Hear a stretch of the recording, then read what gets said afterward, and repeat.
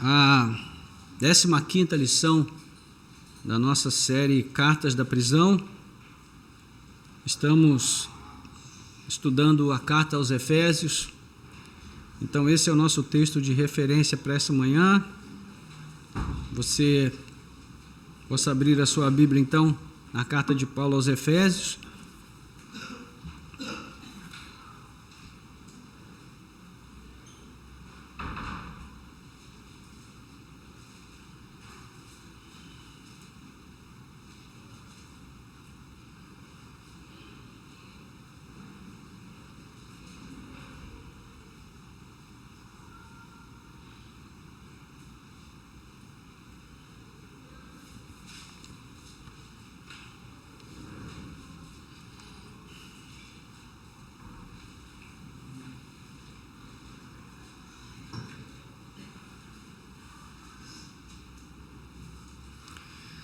Hoje nós vamos entrar no último capítulo dessa carta.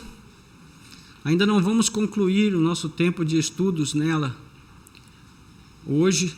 Os assuntos dessa parte final são assuntos muito densos, que exigem que nós trabalhemos com calma, para que possamos entender com clareza aquilo que a palavra de Deus diz. Então, o nosso objetivo hoje é dar seguimento ao que foi iniciado no domingo passado, onde naquela sessão Paulo começa a mostrar ali como uma vida cheia do Espírito Santo deve se refletir no contexto doméstico, dentro da casa dos cristãos. E essa sessão é a mais longa da carta e alguns comentaristas bíblicos a chamam de código doméstico, porque realmente Paulo se ocupa em falar especificamente sobre como nós devemos viver a vida comum do lar. E é interessante observar como ele faz isso. Ele faz uma associação entre o caminho de piedade e da santidade à vida comum do cristão. Porque para Paulo, não existe distinção entre o que nós fazemos aqui e o que nós vamos fazer amanhã, lá onde nós trabalhamos, ou o que nós vamos fazer depois que sairmos daqui, quando nós chegarmos em casa. Não há separação em relação a isso, seja em que contexto for. Então, isso tem a ver tanto com a nossa vida devocional, quanto a nossa vida prática do dia a dia. Ou seja, se nós somos realmente cristãos na igreja, também seremos cristãos em casa, no trabalho e onde quer que nós estejamos. E se por acaso nós só formos cristãos na igreja e não formos em casa ou no trabalho, isso provavelmente pode mostrar que nós não somos cristãos em lugar nenhum. Então é um desafio grande o que Paulo traz aqui no final dessa carta. Isso vai se aplicar também ao ambiente do nosso lar, de tal forma que, se realmente somos cristãos perante Deus de joelhos, essa piedade pessoal que é praticada ali no nosso momento íntimo com Deus, no nosso quarto, com a porta fechada, essa espiritualidade vai se manifestar no ambiente público, no trato com as pessoas com as quais nós lidamos no dia a dia, e especialmente com aquelas que nos conhecem bem, que são os nossos familiares. Então, é fácil para a gente esconder o que nós realmente somos das pessoas com as quais a gente vive no dia a dia, no trabalho, os amigos, os colegas, os vizinhos. Mas os nossos familiares nos conhecem muito bem, eles sabem quem nós somos, porque nós convivemos com eles diariamente, E então somos bem conhecidos dentro da nossa casa. E observamos que essa relação que Paulo faz entre a espiritualidade autêntica e o bom testemunho, ele traz isso como o encadeamento de ideias, de temas, especialmente a partir do capítulo 4.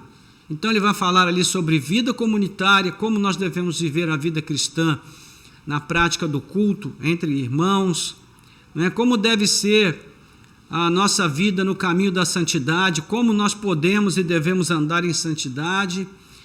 E ele também fala do exercício do crente dentro do seu lar, O exercício da autoridade do cristão dentro do seu lar.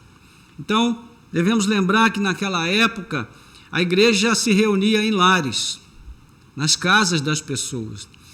Então a própria identidade da igreja, a legitimidade da igreja enquanto povo de Deus, estava ligada diretamente à saúde espiritual do lar, na casa das pessoas onde os cultos eram realizados. Portanto, veja que tudo está entrelaçado, né? Perceba como a visão inspirada do apóstolo Paulo mostra que a verdade sobre o nosso cristianismo pode ser observada tanto no nosso comportamento na comunidade de fé, quanto nas coisas que acolhemos ou rejeitamos em relação às ofertas do pecado, ou mesmo naquilo que nós fazemos na vida doméstica, no cotidiano. E tudo é uma coisa só, né? A mesma devoção, o mesmo esforço e dedicação que é feito aqui para demonstrar para mim mesmo e para os outros que eu sou um cristão, que eu estou ligado a Cristo, deve ser feito ali também, na minha casa, com os meus. E esse talvez seja o ponto mais difícil para a gente entender, porque normalmente os cristãos costumam fazer separação, né? É comum a gente ouvir as pessoas dizendo: eu estou bem na minha vida profissional, na minha vida, no aspecto físico eu estou bem, mas espiritualmente eu não estou tão bem. Mas nós não somos divididos, nós somos uma pessoa só e a mesma pessoa. Então, se nós estamos bem em todos os aspectos. Se estamos mal em todos os aspectos, especialmente na questão espiritual. Se nós estamos bem espiritualmente, se nós estamos ligados a Deus, se a nossa comunhão com o Senhor é viva, é real, é verdadeira, então nós estamos bem, ainda que não haja talvez a realização de muitos projetos que nós desejamos, ou que Deus ainda não tenha atendido uma determinada oração por um fim específico que nós temos feito, mas se nós realmente estamos firmados em Cristo, se a nossa vida está ligada com Cristo, e o nosso testemunho pessoal, né, no dia a dia, no coletivo, no nosso lar, se ele confere, testifica dessa vida com Cristo, então nós estamos bem. E nos últimos 7 domingos, então nós temos refletido sobre essas coisas, como viver na vida comum do lar a partir da minha identidade cristã. Nós já vimos como viver na família de Deus, no caminho da santidade, na necessidade de nós nos despirmos do velho homem e nos revestirmos do homem novo. Vimos como derrotar o lado sombrio que ainda habita dentro de nós. E vimos também no domingo passado sobre o propósito do casamento, o propósito de Deus para o casamento. O que todos esses temas têm em comum, irmãos? A questão é que a concretização, o sucesso do cristão dentro desses objetivos depende, em primeiro lugar, de uma vida cheia do Espírito Santo, como nós vimos. Por quê? Porque a nossa boa vontade não é suficiente para nos levar a viver dessa maneira que Deus deseja o tempo todo. A maior parte do tempo nós falhamos. Então nós precisamos de uma vida cheia do Espírito Santo, porque o Espírito Santo é o poder e a força que nós precisamos para nos levar a essa vida que Deus deseja. Mas, em segundo lugar, é preciso também que haja em nós uma atitude, na mente e no coração, né, de nos submetermos à obediência à vontade de Deus, que é revelada em sua palavra. Ou seja, eu também preciso tomar uma atitude, fazer uma escolha de obedecer aquilo que Deus fala na sua palavra. No domingo passado, nós ouvimos muitas coisas importantes sobre o casamento. Agora, vamos colocar em prática o que ouvimos ou não? É uma escolha que precisamos fazer. Então, a submissão foi a base, foi a fundamentação do estudo do domingo passado, e o versículo 21 foi exposto como fundamento de tudo que vem a seguir. E, de fato, nós podemos comparar esse versículo a uma espécie de farol, né, que vai iluminar tudo que vai ser dito no final do capítulo 5 até o capítulo 6, pelo menos até o verso 9 do capítulo 6. E esse versículo 21, ele foi posto aqui como uma espécie de sensor de abuso. Um sensor de abuso. O que é isso? Para que isso serve? Bom, esse sensor deve apitar em nossa consciência sempre que nós cometemos abuso de autoridade. Sempre que o marido comete abuso de autoridade contra a esposa, sempre que os pais cometem abuso de autoridade contra os filhos, sempre que a família comete abuso de autoridade contra aquelas pessoas que ajudam no trabalho doméstico. Mas esse sensor também deve apitar na consciência da esposa quando ela deseja assumir a função do marido na condução do lar.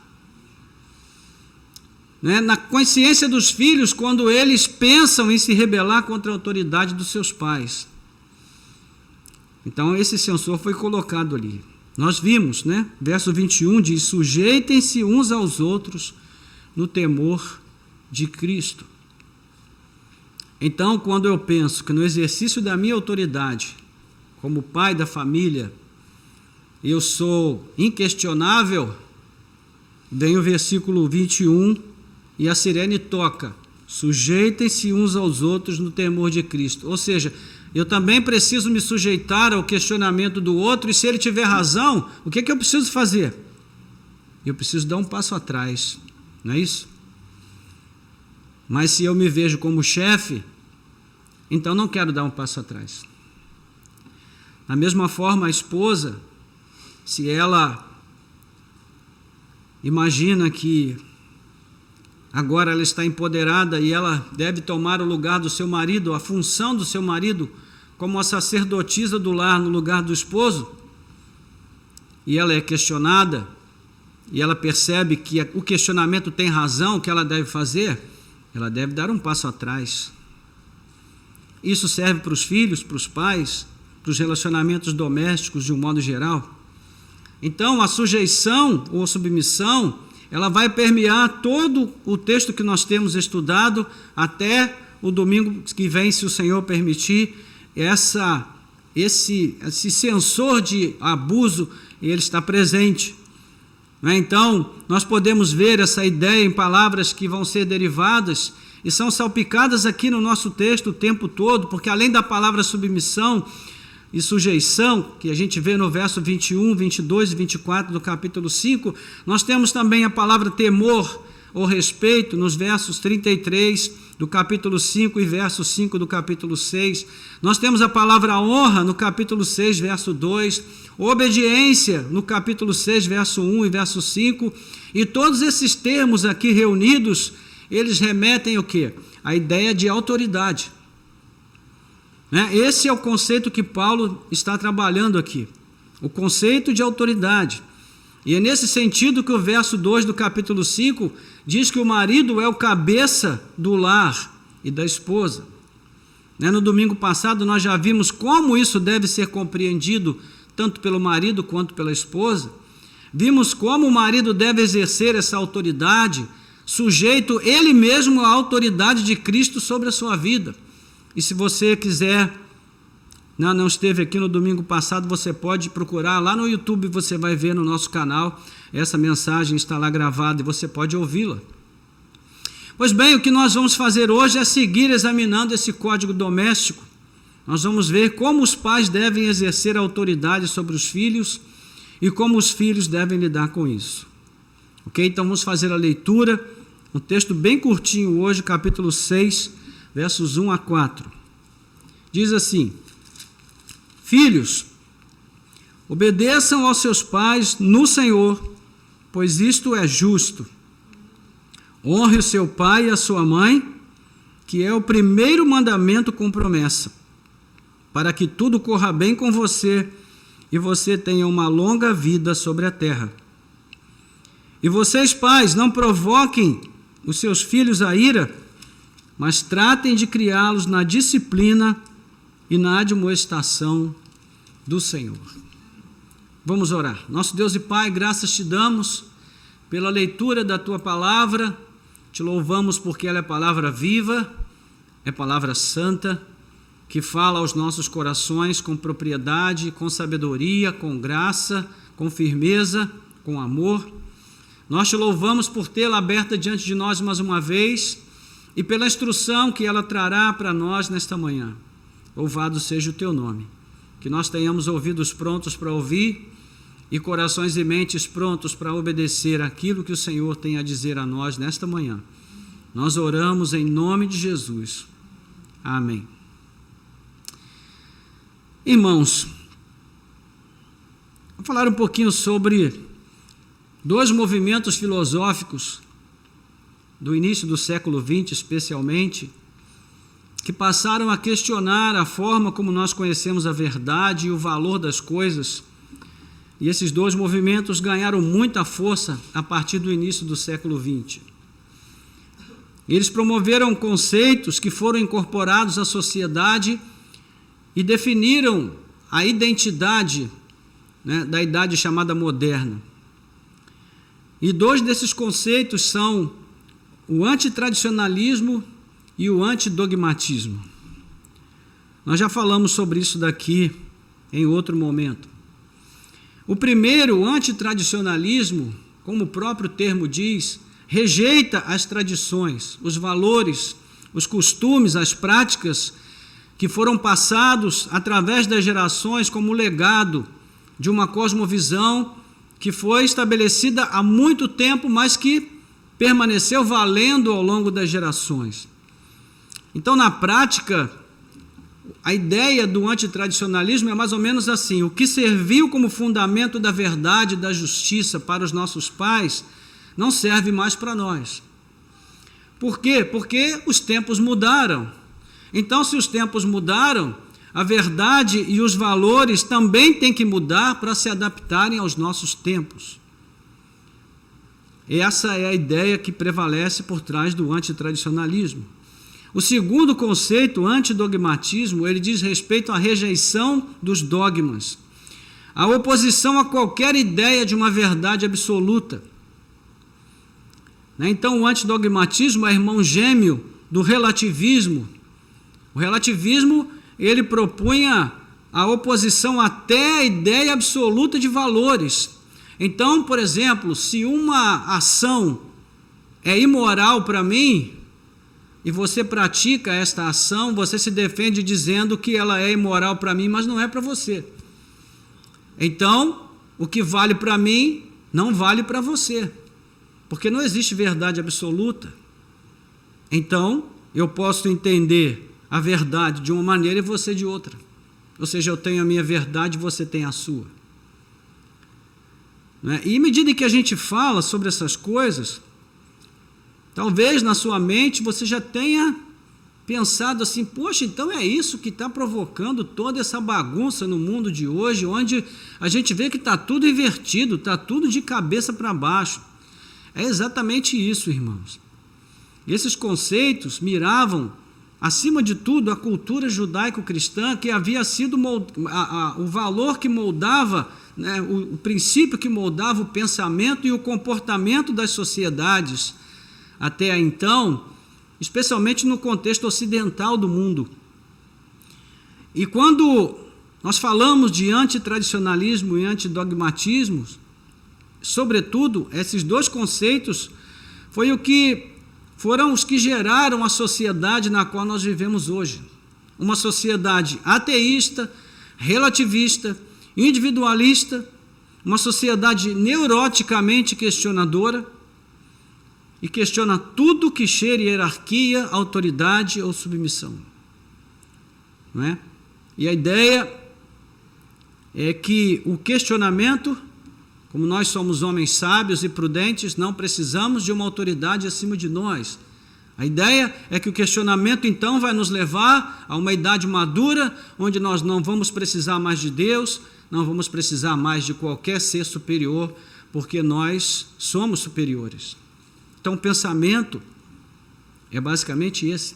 E o que Paulo tem em mente quando ele escreveu o Código Doméstico, e basicamente o que ele entendia é o seguinte: Paulo diz para nós aqui, nós não pertencemos a este mundo, nós somos cristãos.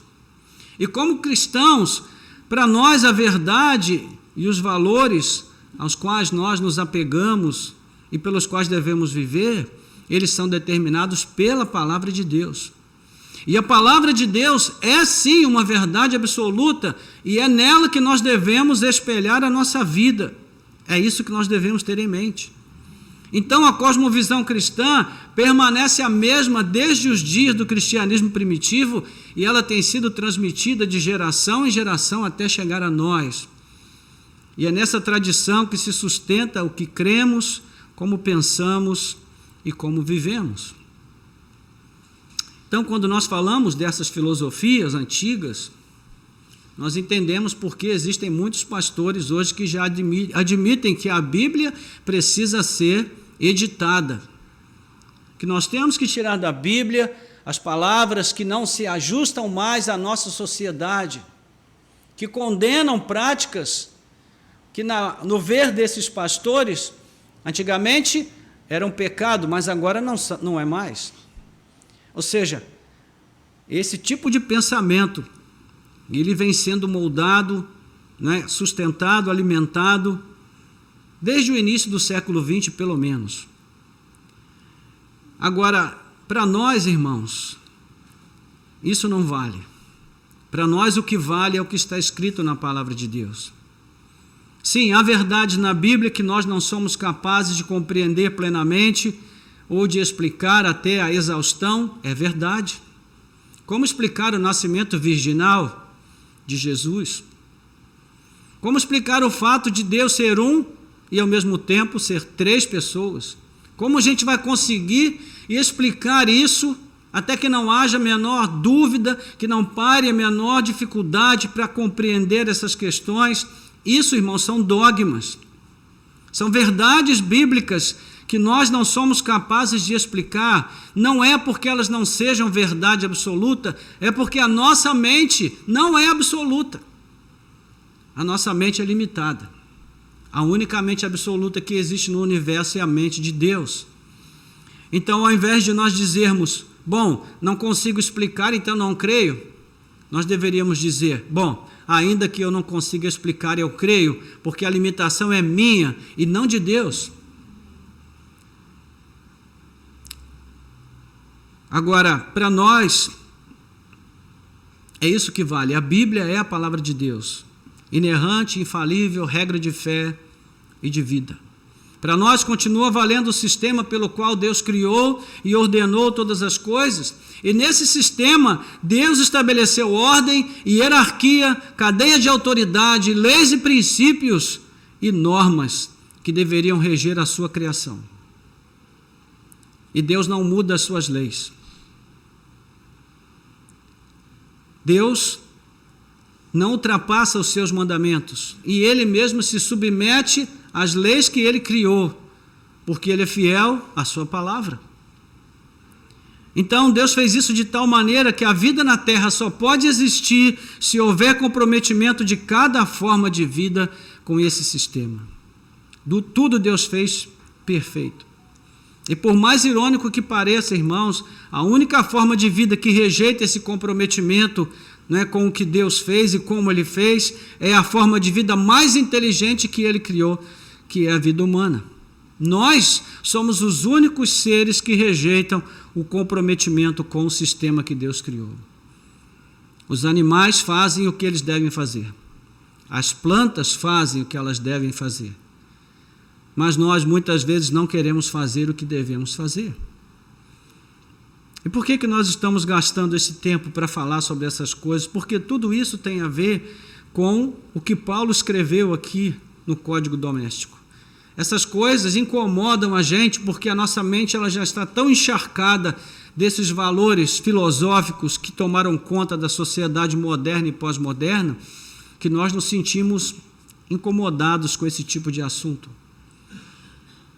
Paulo sabia que assim como Deus criou o sol para governar o dia e a lua para governar a noite, Ele também criou o ser humano masculino para ser o marido, o cabeça da sua esposa, e o ser humano feminino para ser a esposa auxiliadora ideal, indispensável do marido. E eles são exatamente iguais em dignidade, em honra e em valor perante Deus. Não há superior nem inferior. mas eles possuem funções diferentes dentro desse sistema que Deus criou, como nós vimos no domingo passado. E da mesma maneira, irmãos, Deus determinou a relação entre os pais e os filhos.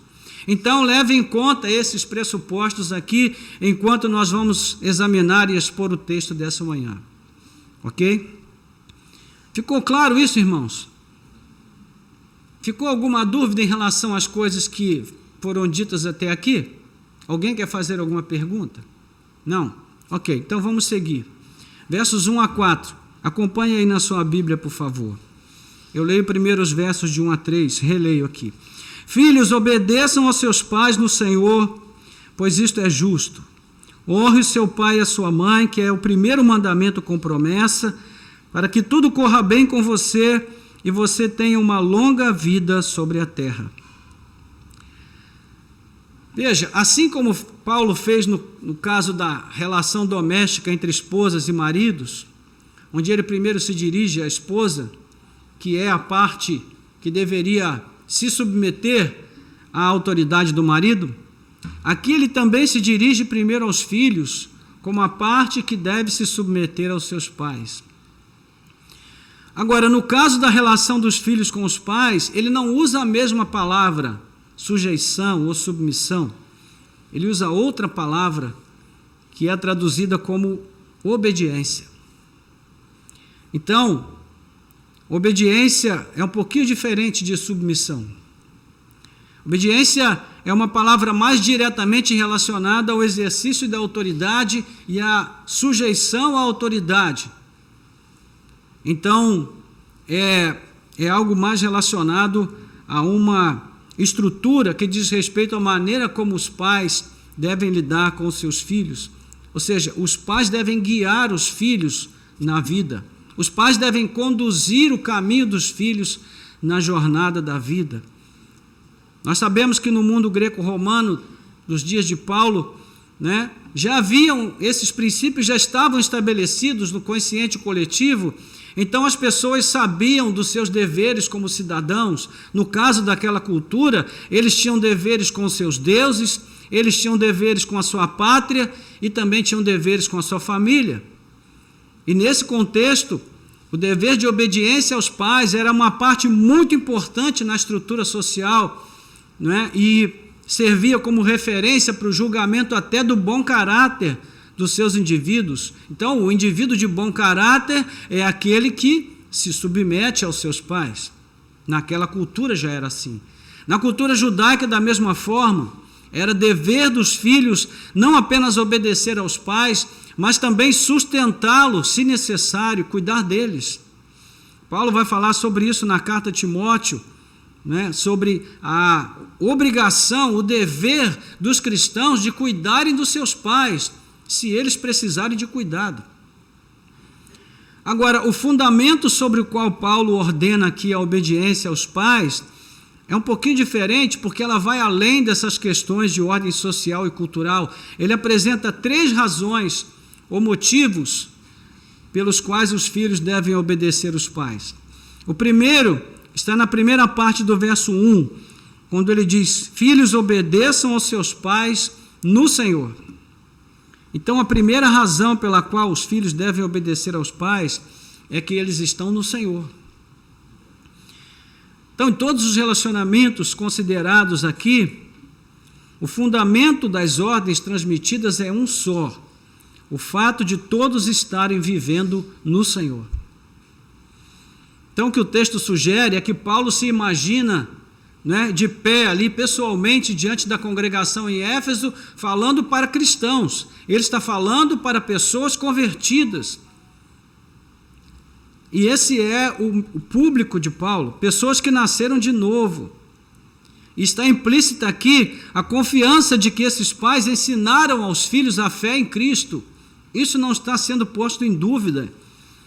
Eles ensinaram seus filhos a amar e temer ao Senhor. Então Paulo se sente perfeitamente à vontade e livre para falar a esses filhos, porque ele entende que eles já receberam a instrução necessária para compreender o que ele está dizendo. E o conceito-chave do bom relacionamento no lar, o ordenamento adequado e harmônico da vida familiar, então é a conversão a Cristo. é a vida recriada em Cristo Jesus nos membros da família. É por isso, irmãos, que a Bíblia faz um alerta sobre as relações de julgo desigual. É por isso que não dá para você apostar num casamento onde um é cristão e o outro não é. Não dá para a gente apostar na ideia de que aquele que não é um dia vai se converter, né? Alguns até nesse momento dizem: ah, pastor, mas aconteceu comigo. Sim, mas a exceção não faz a regra. E a gente precisa avaliar pela regra e não pela exceção, né? Então, Deus tem os seus meios, Deus tem os seus caminhos, os seus mistérios, mas nós devemos agir de acordo com o que sabemos e não com o que não sabemos. Então, as esposas e seus maridos, os pais e os filhos, todos estão crescendo juntos como santuário ao Senhor, como diz o capítulo 2, versículo 21. Todos desejam viver a ética cristã bíblica, conforme a gente vê a partir do verso 17 do capítulo 4. Todos desejam de fato ser luz no Senhor, como o capítulo 5, verso 8 nos diz, porque todos foram incorporados a Cristo por meio da fé. Capítulo 1, verso 3. Então, desde esse momento em que todos estão em Cristo, desde esse contexto em que todos são cristãos, todos querem fazer aquilo que agrada ao Senhor. Esse é o ponto, né? Veja comigo aí capítulo 3 de Colossenses, versículo 20. Colossenses 3, versículo 20.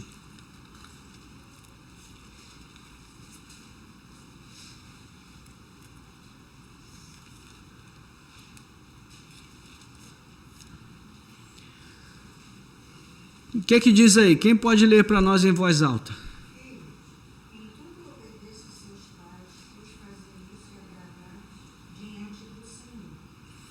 Ok, filhos, em tudo obedeçam seus pais. Por quê? Porque fazer isso é agradável diante do Senhor.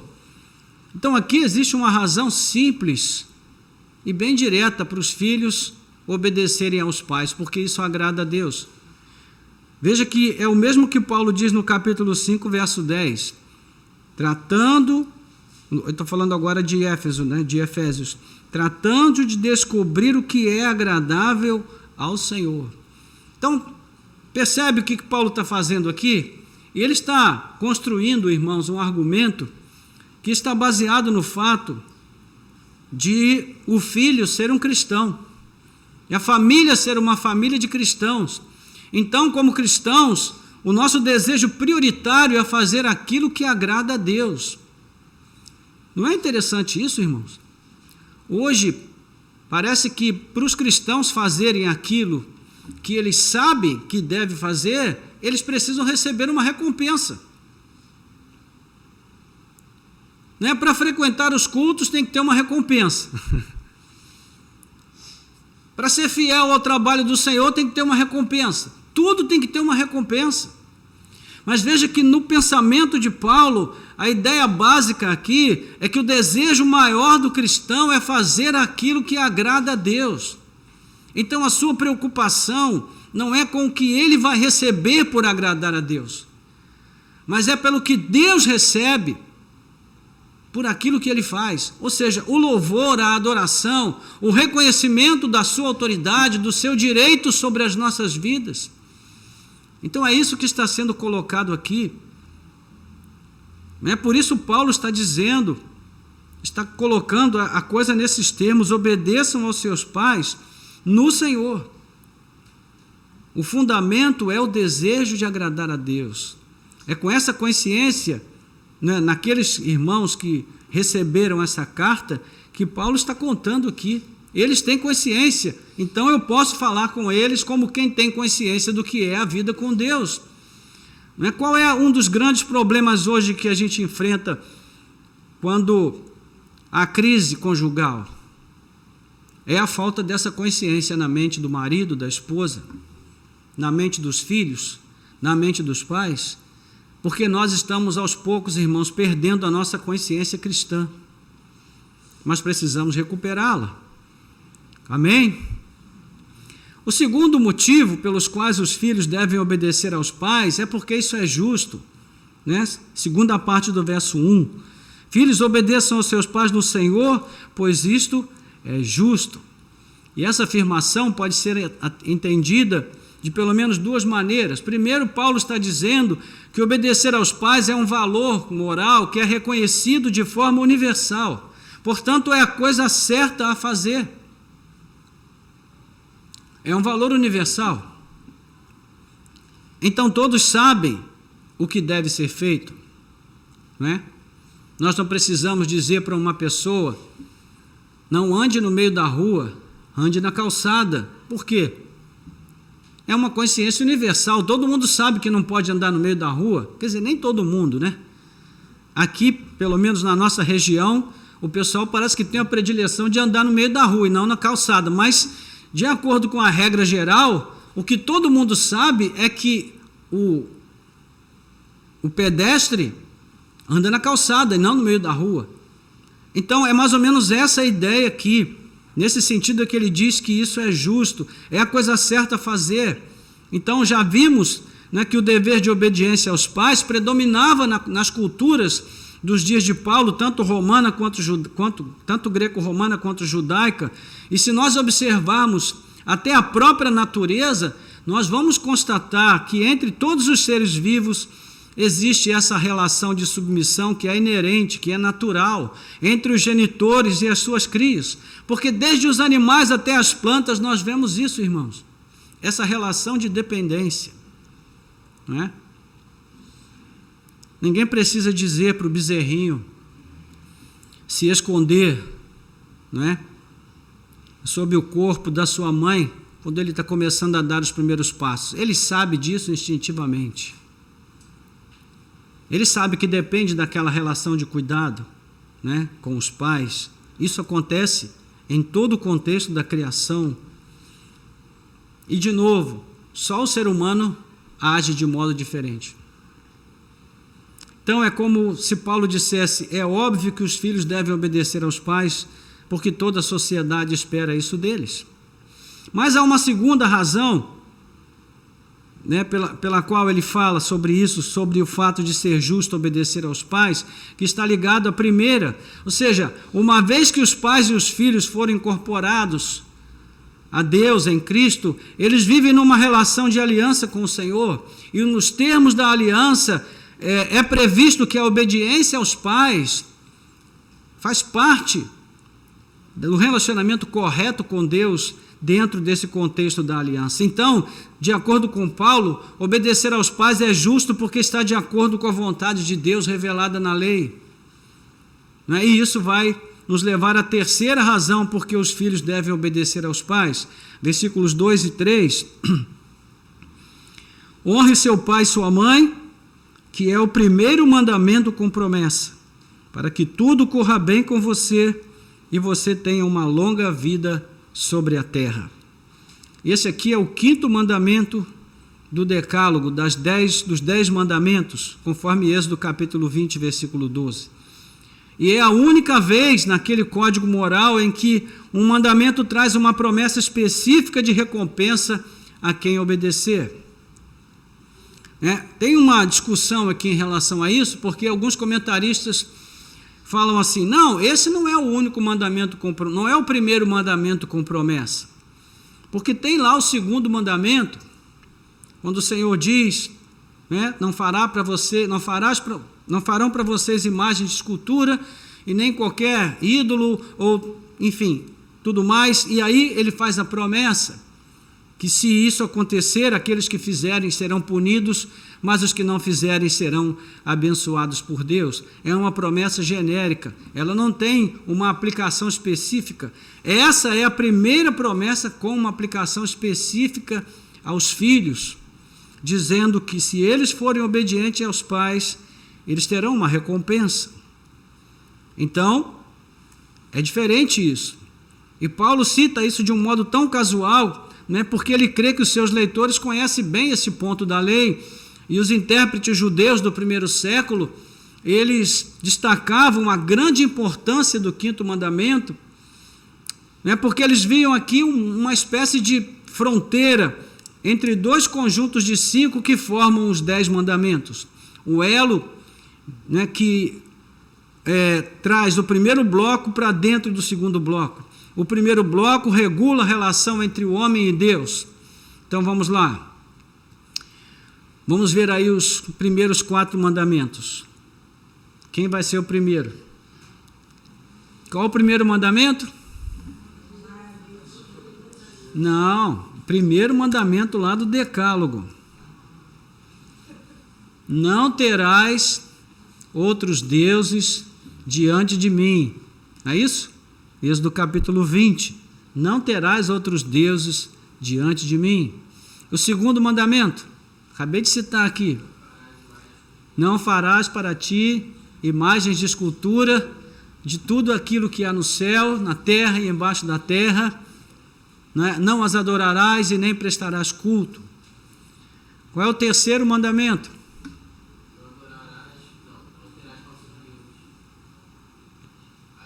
Não, esse é o segundo. Isso. Não tomarás o nome do Senhor teu Deus em vão. Né? Ou seja, o nome do Senhor é santo. Qual é o quarto mandamento? Esse todo mundo sabe, né? Ninguém sabe. Eu sei que vocês sabem, mas não querem falar, né? Vocês estão tímidos. É do sábado. Né? Guardarás o sábado do Senhor, porque o Senhor fez toda a obra em 6 dias, mas ao 7º dia ele descansou. Então esses 4 mandamentos se referem à relação do homem com Deus. E os demais, os 6 mandamentos finais, regulam a relação do homem com seus semelhantes. É por isso que Jesus resume os mandamentos em 2. E aí vem aquilo que a Ritinha falou, né? Amarás o Senhor teu Deus sobre todas as coisas, com toda a tua força, com toda a tua alma e teu entendimento. E o segundo seria: amarás o teu próximo como a ti mesmo, porque Jesus dividiu os 10 mandamentos em 2 blocos, o que se refere à relação com Deus e o que se refere à relação com os homens, né? Então, o 5º mandamento, ele está aqui como uma fronteira, né, que liga o primeiro bloco ao segundo bloco. Então eles viam, os judeus no primeiro século, eles interpretavam esse texto vendo a figura dos pais no limite entre o que é terreno e o que é eterno. Por quê? Porque os pais, embora sejam mortais, eles dão origem a uma sucessão de outros seres humanos, né, promovendo o quê? O segmento da criação do primeiro homem, que foi um ato exclusivo de Deus. Então, de algum modo, os pais, quando eles colocam um filho no mundo, eles estão realizando algo que é de valor eterno, que é algo atemporal, que está além do tempo, que é algo de valor divino, que só Deus fez no princípio da criação e nos deu o privilégio de participar dessa obra da criação do ser humano. Não é um privilégio maravilhoso, não é? Então, eles entendiam dessa forma. Mas Paulo, ele não foca esse ponto. Pelo contrário, ele vai destacar apenas a promessa que é ligada ao mandamento. E essa promessa tem 2 partes. Qual é a primeira parte? Versículo 3. Não é? Para que tudo corra bem. Para que tudo corra bem. O que isso quer dizer?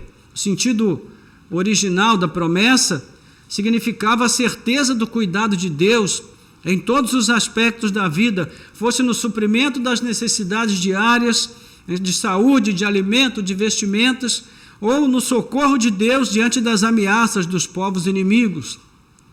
Deus prometia estar com eles, para guardá-los, para ser com eles. Nos dias de Paulo, a aplicação seria basicamente a mesma, ou seja, Deus há de interferir em tudo para o bem dos filhos obedientes.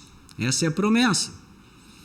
A segunda parte da promessa fala sobre vida longa sobre a terra. Vida longa sobre a terra. Isso para nós hoje não parece ser algo de muito significado. Mas Pense nos tempos em que essa promessa foi feita originalmente, onde a expectativa de vida de uma criança, ou mesmo de um jovem, era baixíssima, baixíssima. Se hoje nós ainda convivemos com taxas muito altas de mortalidade infantil em muitos países, né? Só em 2022 foram quase 5 milhões de mortos, né, de crianças mortas e mortes evitáveis no mundo inteiro. Imagine há 3.500 anos atrás, no tempo da Aliança do Sinai.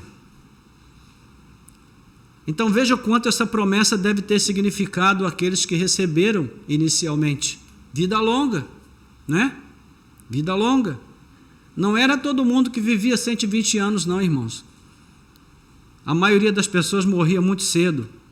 E ainda nos tempos de Paulo, 40 a 50% das crianças no mundo morriam antes dos 10 anos de idade. Ou seja, nos dois casos, a promessa de uma expectativa de vida longa era recebida como uma grande bênção, como algo especial. E a aplicação desse mandamento na instrução de Paulo, né, vai mostrar um detalhe muito importante para nós, que a lei moral não foi extinta com a nova aliança, que ela ainda vale para nós. Ou seja, ela ainda vale para nós que somos membros do corpo de Cristo e para todos aqueles que vierem a crer depois de nós. Né? De que maneira a promessa aqui pode alcançar os filhos obedientes nos dias de hoje? Bem, da mesma maneira que ela se aplicava aos primeiros leitores, né? Deus há de interferir em tudo para o bem na vida daqueles que forem filhos obedientes. Deus há de conceder uma vida longa aos filhos obedientes. Isso é uma bênção, não é? Então, resumindo, irmãos, Paulo julgava ser tão importante essa relação de obediência dos filhos aos seus pais, que ele considerava essa questão determinante para o sucesso ou fracasso de uma sociedade. Sucesso, caso fosse observado o mandamento. Fracasso, caso ele fosse desprezado. Né? Nós podemos ver dois momentos em que isso fica muito claro. Romanos capítulo 1, versículo 30. Veja comigo aí.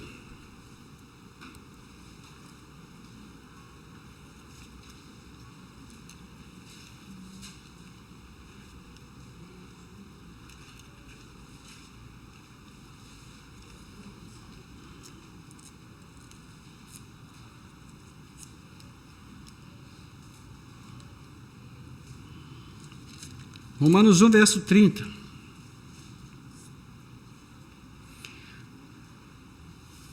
Paulo vai falar aqui sobre as consequências de uma vida sem Deus, daqueles que escolhem viver sem Deus.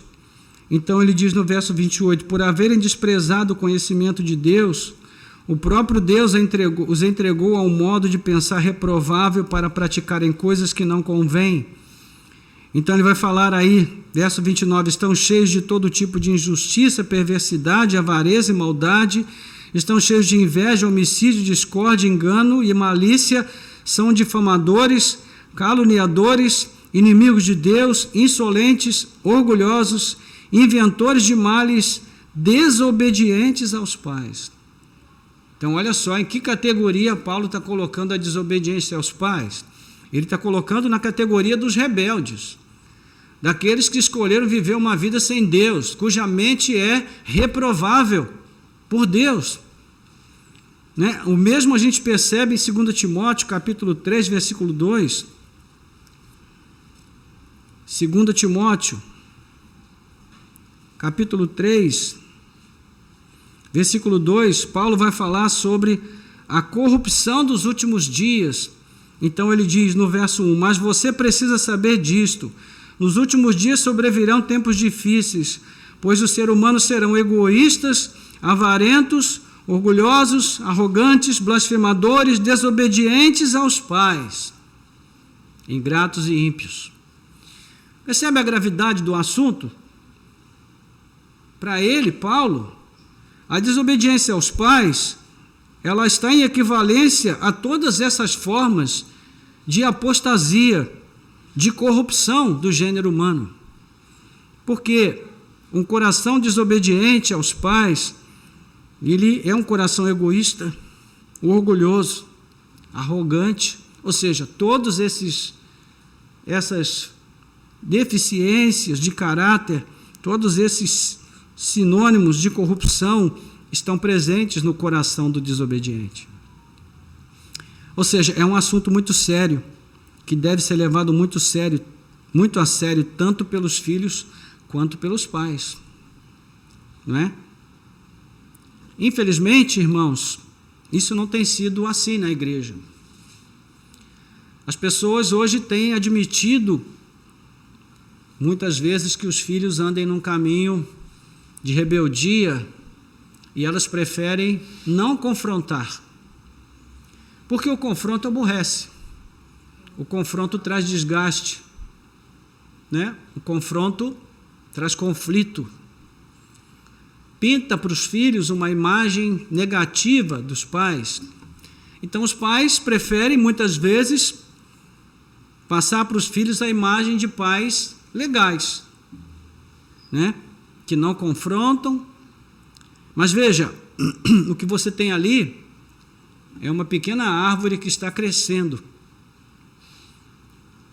E se você percebe que ela está crescendo com tortuosidade, enquanto ela está novinha, você consegue ajustar para ela crescer reta. Mas se você deixá-la crescer até uma certa altura e ela se firmar com aquela tortuosidade, nunca mais você vai conseguir tirar aquilo. Vai permanecer ali durante a vida. Há muitas pessoas que dizem, a gente prepara os filhos para o mundo. Esse não é um pensamento correto, irmãos. Nós preparamos os nossos filhos para Deus. E eles vão viver no mundo, sim, mas nós devemos prepará-los para Deus, para que eles vivam no mundo para Deus. E isso vai permitir que no mundo eles vivam uma vida reta. Que eles sejam competitivos quando precisarem ser, mas que eles também sejam amáveis, solidários, gentis, bondosos, amorosos, fiéis, decentes, honestos, dignos, justos, santos, neste mundo mau. Então, nós não podemos evitar o confronto. O confronto muitas vezes é necessário para que os nossos filhos possam aprender o caminho em que eles devem andar. Então, quando a Bíblia diz, ensina o caminho que deve andar, ela está dizendo exatamente isso. Você, pai, é responsável pela formação do caráter do seu filho. É uma responsabilidade sua, não é? E nós não podemos fugir dessa responsabilidade, porque será cobrado de nós. O assunto é sério, irmãos, como nós estamos vendo. Então, leve isso em conta, né, na criação dos seus filhos, leve isso em conta no aconselhamento da criação dos seus netos. Às vezes a gente, que já tem netos, a gente quer evitar o confronto com os filhos por causa dos netos, mas às vezes, irmãos, não dá para evitar esse confronto.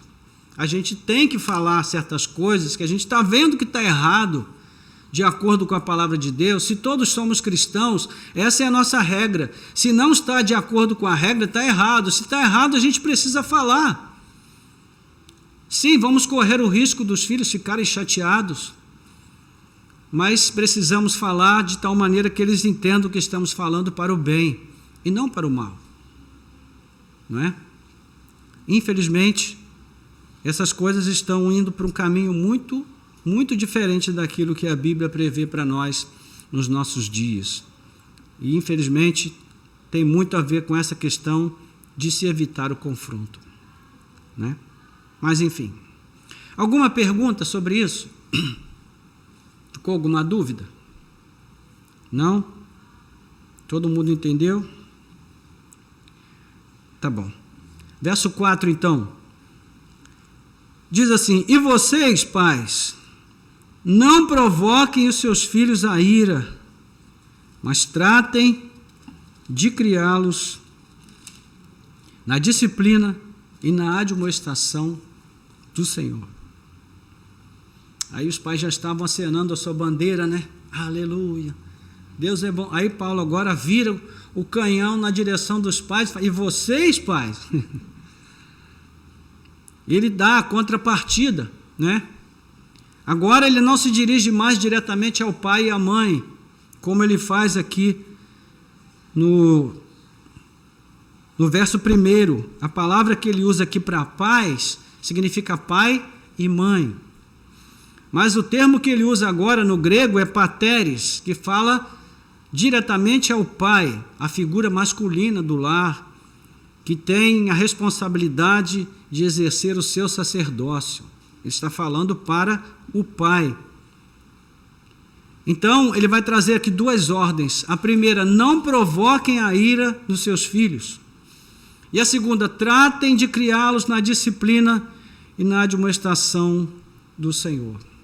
Eu vejo que da mesma maneira que os maridos devem exercer a sua autoridade sobre a esposa, de forma respeitosa, equilibrada e sensata, procurando servi-la com o mesmo amor sacrificial e de serviço que Cristo exerce a sua autoridade sobre a igreja, como pais, eles devem exercer a autoridade sobre seus filhos com todo respeito, com moderação e sempre para o bem dos filhos. Sempre. Ou seja, da mesma maneira que os filhos têm responsabilidades com os pais também têm para com os filhos perante o Senhor. A ideia contida no mandamento de não provocar a ira é de literalmente não irritar os filhos. E nós já vimos o que a ira faz ao coração humano. Paulo já falou sobre isso no capítulo 4, 26 e 27. Traz ressentimento, mágoa, a ponto de gerar brecha para a ação demoníaca na vida de uma pessoa. Além disso, o filho irritadiço, além de ser exposto a esses males, ele se abate em seu ânimo. Nós vimos no capítulo 3, de Colossenses, no versículo 20, no versículo 21, Paulo vai dizer: pais, não irritem os seus filhos para que eles não desanimem.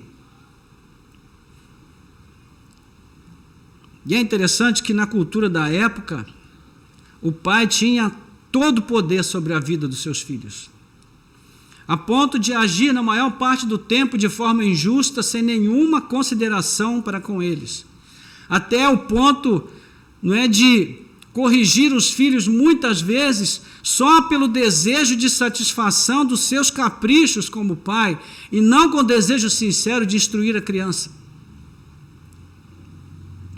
Então, por isso, Paulo mostra aqui muita coragem para falar sobre esse assunto. Ele estava, sim, inspirado pelo Espírito Santo, mas também mostra muita coragem para falar desse assunto numa sociedade como essa. E ele também mostra qual deve ser o padrão usado para balizar o trato dos pais com os filhos, a disciplina e a admoestação do Senhor.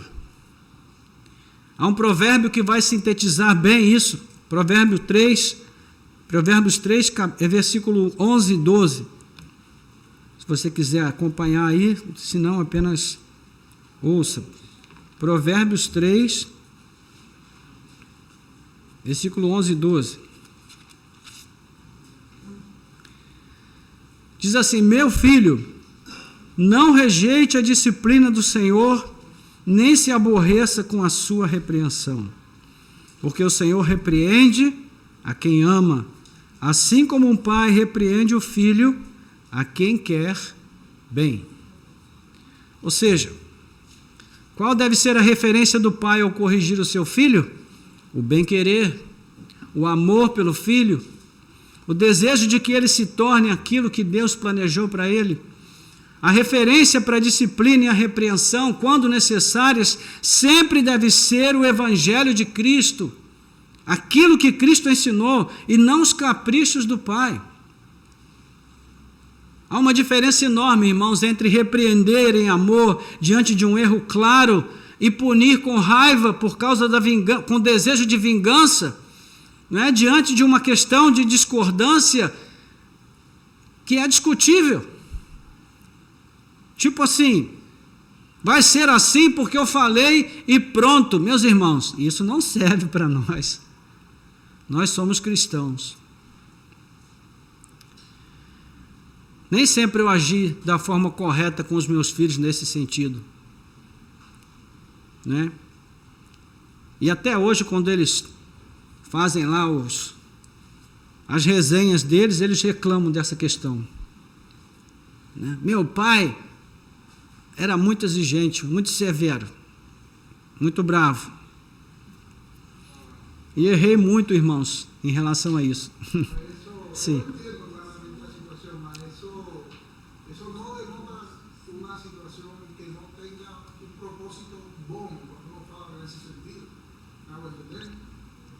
Sim, você está perguntando se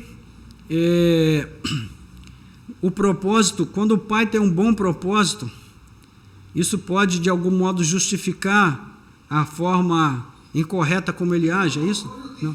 Não. Não, é claro que como você falou, sim. na igreja não se aplica, Uhum. não é uma forma correta sim. de fazer. Mas, quando isso se faz, como você falou, todo irmão de mundo cometeu esse erro. Sim. No final, quando não tem uma boa intenção de disciplinar e corrigir, né, com uma boa intenção, Uhum. Eu acho que, não sei, parece que isso tenha um peso também, né? No caso de ser dependendo da minha situação, a vezes é preciso falar, faça assim pronto, porque pode ter uma consequência. Ah, sim, entendi. Você está dizendo que às vezes o pai precisa fechar a questão, né? Porque Não é o momento de explicar, de ficar pronto. sim, porque o momento não pede uma explicação, um diálogo, um debate sobre o assunto. Sim, pode haver situações, por exemplo, quando o filho comete um erro e você vai repreendê-lo ali à luz da palavra de Deus, com todo jeito, com carinho, com graça, mas ainda assim o filho se rebela contra aquilo que você está dizendo e não aceita de forma alguma.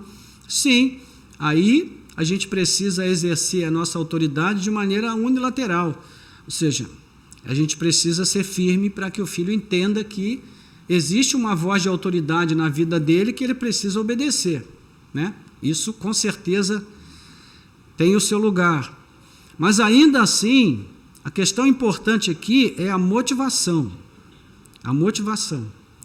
Não é? Se o coração do pai está motivado pelo desejo de se provar, né? Por exemplo, existem situações em que nós chamamos a atenção dos filhos publicamente, estamos perto de outras pessoas.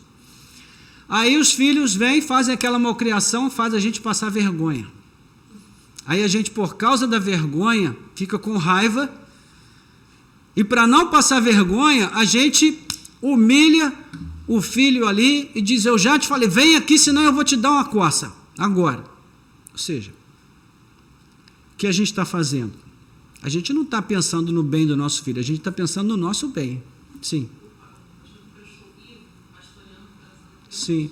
Uhum. E no final, o último capítulo do Pastoreando, por exemplo, da criança, ele vai falar justamente isso, sobre a questão do mandato, ele faz essa Sim. o mandato temporário, essa questão do pai para com o filho, esse tempo em que nós exerceremos esse poder de tutela, de direcionamento, e isso, por isso tão importante. Sim. E já ele faz alusão ao mandato do casamento, que é o mandato eterno, Sim. E ele faz ali, ao longo do livro, uma alusão ao beavorismo, não sei se é essa pronúncia, é a forma como todo mundo direciona seus filhos, eu acredito que a grande maioria, sim. porque é a forma como a gente aprende dos nossos pais. Filho, se você fizer isso, eu vou te dar aquilo. Isso. É uma forma. Ou, filho, se você não fizer aquilo, eu vou te bater, vou te castigar. Sim, sim. É o que todo mundo que a gente aprende com a formação dos nossos pais, às vezes a gente muda um pouquinho aqui, que a gente aprendeu pelos pais.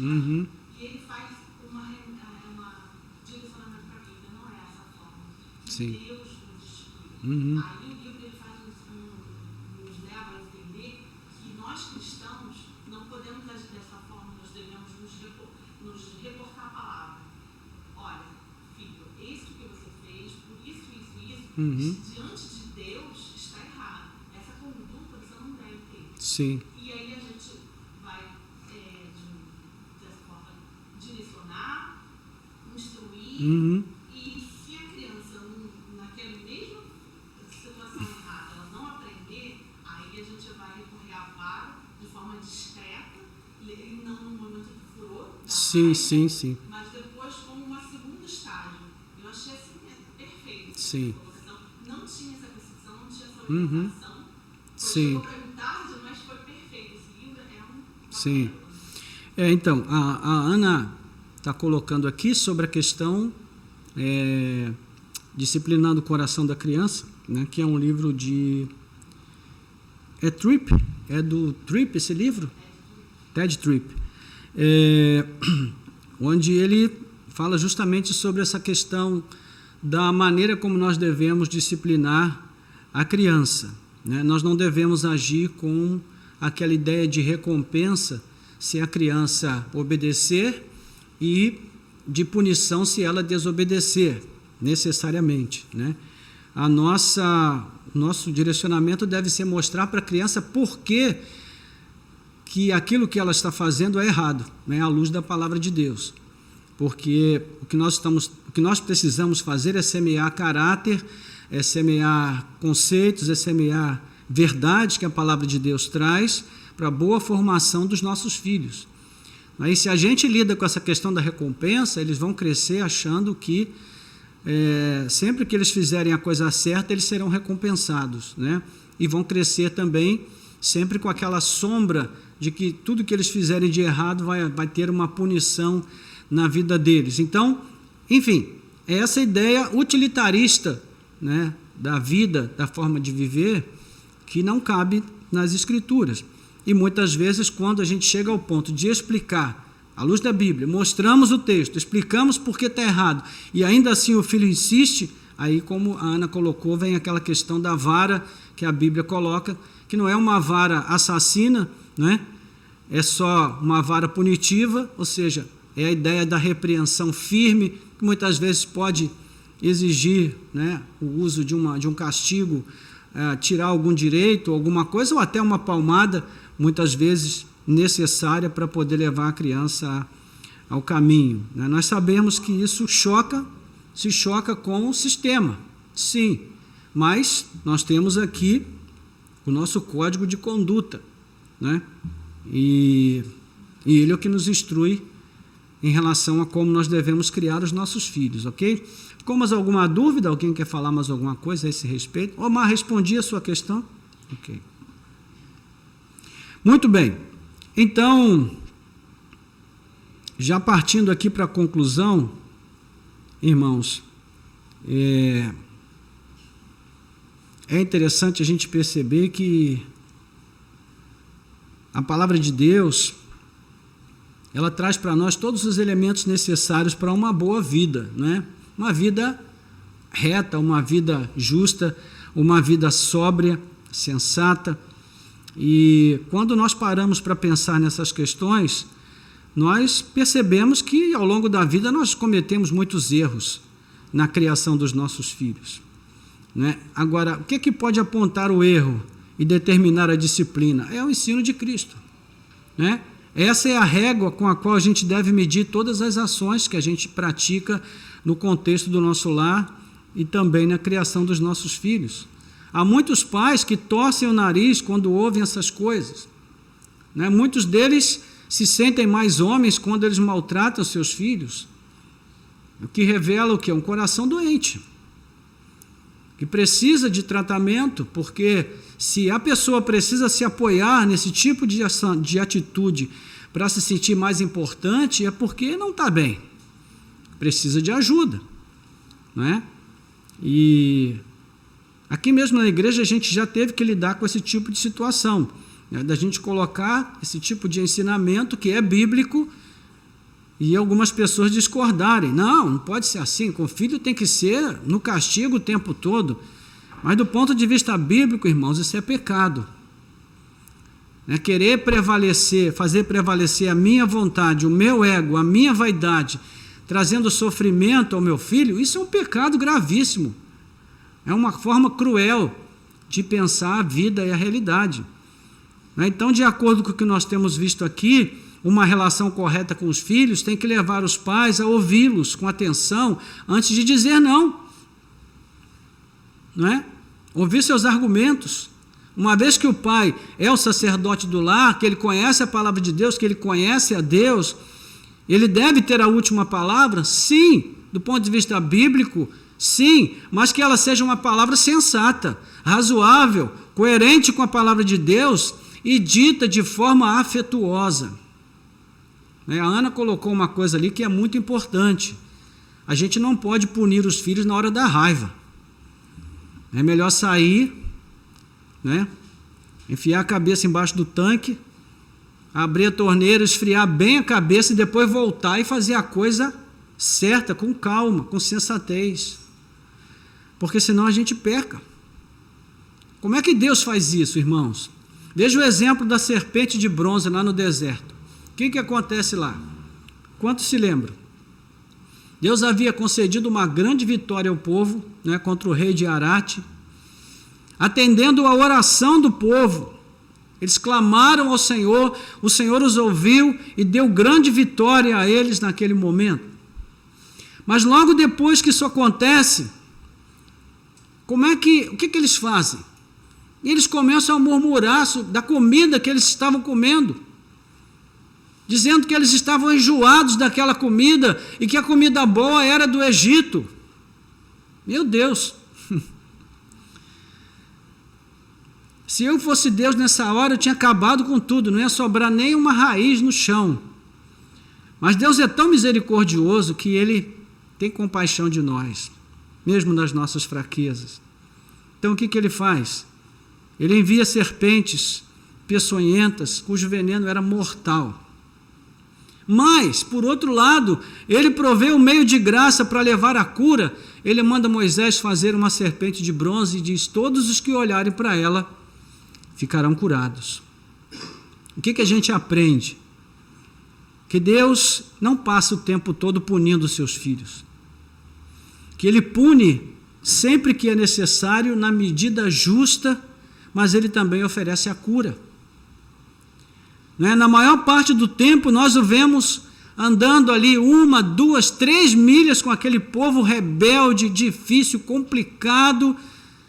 Por quê? Porque Ele é movido por amor ao seu povo, e não por ódio, por vingança, por arrogância, por vaidade. Então é isso que Deus espera de nós, os pais, né? Que nós tenhamos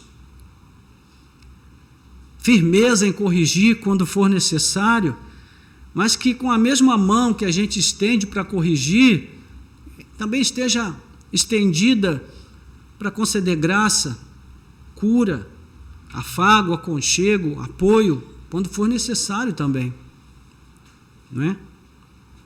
Então, irmãos, resumindo, que a disciplina e a repreensão que sejam ministradas de um modo que produza o fruto da retidão a curto prazo e da gratidão a longo prazo.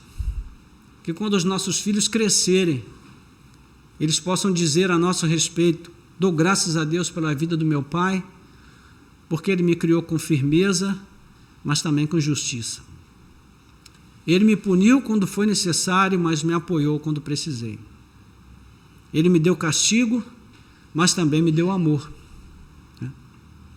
Ele tirou quando tinha que tirar, mas Ele também acrescentou quando precisava que Ele acrescentasse. Que seja esse o testemunho dos nossos filhos. Mas que jamais, acima de tudo, jamais, nós possamos semear ervas daninhas no coração deles, não é? Do ressentimento, da mágoa, do ódio em relação a nós. Amém, irmãos? Louvado seja Deus. Sim. Só uma colocação também que eu acho importante. Sim. Que é uma coisa da qual eu tenho que policiar muito, que a gente, os pais, né, terem em mente que a salvação dos filhos não depende deles somente. Né? Uhum. O pai e a mãe têm esse papel importante de criar o filho no caminho que ele deve andar, né? Como o conselho de Provérbios. Sim. Aponta, mas o filho não se desviar no caminho não é uma promessa. O provérbio é um conselho, é uma orientação, mas não é uma promessa. Então, É uma advertência, né? então assim, a salvação dos filhos não depende dos pais, né? Assim como nós fomos alcançados por Cristo, nossos filhos também precisam ser alcançados por Ele para ter a salvação. Então, eu acho que às vezes, falo por mim, né? Carrega esse fardo de tipo assim, a orientar, mas se Cristo não se encontrar com ele, não adianta, né? A minha parte eu fiz, óbvio, a gente tem que fazer, mas Sim. carece da ação de Cristo, né? Um exemplo que me vem em mente é o próprio John Piper, né? Que é um dos maiores influentes da nossa teologia que a gente tem hoje. É um excelente pastor e tem um filho que é ateu. Não depende dos pais, né? Sim. Sim, o Danilo está chamando a atenção para o fato de que a salvação dos filhos não depende dos pais. Então, nós não podemos e não devemos carregar esse fardo, né? Porque seria até arrogância da nossa parte pensar que a salvação dos nossos filhos depende de nós. De fato, é uma verdade. Até porque Deus não tem netos, né? Deus só tem filhos. Então, os filhos dos crentes precisam ter um encontro pessoal com Deus para que eles se tornem filhos de Deus. Agora, é importante que a gente tenha o equilíbrio sempre, em todas as coisas. Nós não criamos o caminho para a salvação. Mas, enquanto pais, nós temos o dever de não entulhar esse caminho, de não colocar pedras no caminho para que os nossos filhos percam a direção e não consigam chegar a ter um encontro com Cristo. Então, o nosso papel é de facilitadores. Nós precisamos facilitar o caminho dos nossos filhos até a cruz. E muitas vezes, com as nossas atitudes, ou até com a falta de atitudes, o que nós fazemos é entulhar esse caminho e colocar empecilhos para que os nossos filhos consigam chegar até a cruz e ter um encontro pessoal com Cristo. Que também, né, é um grande risco para nós, porque quando Jesus diz: aquele que fizer tropeçar um desses meus pequeninos, melhor seria amarrar uma pedra de moinho ao seu pescoço e atirar-se no mar. Isso envolve também os nossos filhos. Eles também são pequeninos do Senhor, e nós não podemos dificultar o caminho deles até Cristo. Precisamos facilitar esse caminho. Ou seja, o nosso desafio é grande, né, irmãos? Muito grande. Colocar um filho no mundo é um milagre. E é um milagre que pode acontecer na vida de qualquer pessoa. Agora, criá-lo em conformidade com os propósitos de Deus, só quem é convertido realmente pode fazer. Então, por isso a gente vê como essa relação que Paulo faz, né, da conversão com a vida familiar saudável tem tudo a ver. Uma coisa está necessariamente ligada à outra. Ok? Mais alguma pergunta? Alguma questão? Podemos orar então? Eu gostaria de fazer um convite nessa manhã. Eu creio, irmãos, que nenhum de nós aqui está isento de erros em relação a esse ponto. Nenhum de nós. Porque a advertência de Paulo para os pais, no masculino, na figura do homem, que é pai, que é marido, se aplica também às esposas, né? Na minha casa, por exemplo, a mão mais pesada não era do meu pai, era da minha mãe. Ninguém tinha medo do pai, todo mundo tinha medo da mãe. Porque a minha mãe, né, quando ela chegava a bater na gente, ela fazia isso com muita eloquência, pode ter certeza. Então, às vezes, a mãe também carrega demais, né, pesa demais na maneira como disciplina os filhos, e ela também pode sobrecarregá-los, trazendo esse desânimo, essa angústia, essa tristeza, e colocando tropeço no caminho deles. Então, a mesma advertência que serve para os pais pode se estender também à figura da mãe, mas aqui Paulo fala especificamente ao pai como o sacerdote do lar e aquele que é responsável pela execução, digamos assim, né, do projeto de Deus na sua casa. Ele precisa trabalhar para que esse projeto se cumpra plenamente na vida da sua família, tanto na vida da esposa quanto na vida dos filhos.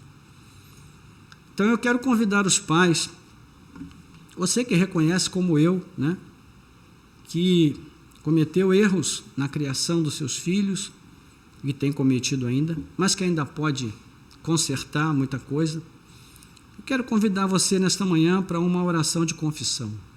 Você, pai ou mãe, que reconhece isso, Que nós possamos confessar diante de Deus quanto erramos e o quanto precisamos da sua graça, né, da sua sabedoria, do seu discernimento, da sua direção, para que nós possamos ajustar aquilo que ainda não conseguimos e tentar aperfeiçoar, né, em nós mesmos o modo como nós temos conduzido essa questão até aqui. Ok? Então, se você aceita esse convite, curve a sua cabeça, quero orar por você, por nós todos. Nosso Deus e Pai, em nome de Jesus, nós queremos te agradecer pela tua palavra, que nos desafia, Senhor, mais uma vez, a estarmos, ó Deus, atentos, agora, em especial, a maneira como nós lidamos com os nossos filhos no contexto do lar, e também os filhos, Senhor, como eles lidam com os pais. Talvez haja filhos aqui nesta manhã que gostariam de se arrepender também dos seus pecados, de uma atitude rebelde contra os seus pais, de uma atitude insubmissa, arrogante, vaidosa, e que certamente, Senhor, é pecaminosa à luz da Tua palavra. Assim como os pais também, que talvez, ó Deus, estejam até aqui agindo de uma maneira a desonrar, ó Deus, a Tua palavra, ao lidarem com os filhos de uma forma opressora, de uma maneira arrogante, vaidosa, orgulhosa, não obedecendo às diretrizes que a Tua palavra tem trazido para nós nesta manhã. Senhor, todos nós já erramos, todos nós cometemos muitos erros, porque muitas vezes, Senhor, o nosso coração vaidoso se levanta, a nossa mente trama, Senhor, vinganças, até mesmo contra os nossos filhos ou contra os nossos pais. Quando nós somos contrariados, quando nós somos confrontados de uma maneira firme, dura, muitas vezes que fere o nosso coração, a nossa alma, nós sentimos esse impulso de vingança, de restituição, esse desejo de sermos restituídos naquilo que perdemos, que foi tirado de nós.